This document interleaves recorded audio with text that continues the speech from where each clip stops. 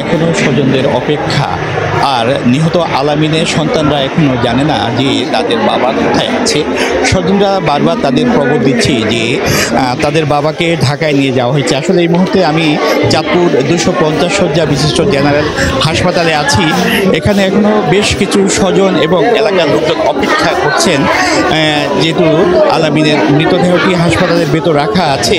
এটা যারা বয়স্ক এবং যারা বুঝছেন তারাই জানেন, কিন্তু অবুঝ শিশুরা বা অন্য যারা আছে তারা এখনো কিন্তু নিশ্চিত হতে পারছে না যে আলামিনের কি পরিণতি ঘটেছে।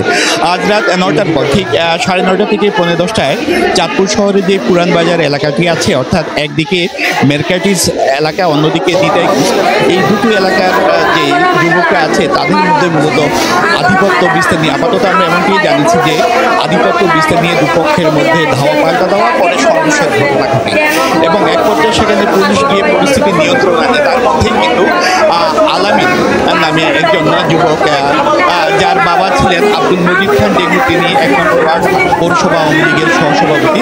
তার ছেলে আলামিন যে অটো রিক্সা চালিয়ে জীবিকা নির্বাহ করে এবং তার 2টি শিশু সন্তান রয়েছে, একবারে অবুঝ নিষ্পাপ শিশু সন্তান।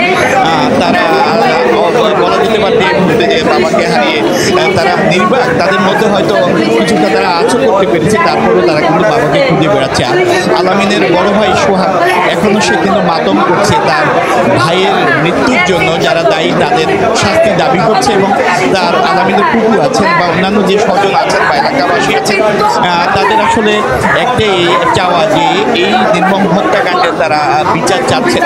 চাঁদপুর সদর মডেল থানার যিনি ভারপ্রাপ্ত কর্মকর্তা আছেন শেখ মহসিন আলম আমাকে জানিয়েছেন যে যখন রাত 9টা থেকে 9:30 বা 10:45টার মধ্যে যখন সংঘর্ষের ঘটনাটি ঘটে, সেই মুহূর্তে কিন্তু বিদ্যুৎ ছিল না, সম্ভবত কারণে বিদ্যুৎ না থাকাতে সংঘর্ষটি বন্ধ এবং শেষ পর্যন্ত আসলে কী কারণে আলামিন জীবিত হয়েছে সেটি এখন তদন্তের অপেক্ষায় আছে বলে জানিয়েছেন চাঁদপুর মডেল থানার ভারপ্রাপ্ত কর্মকর্তা।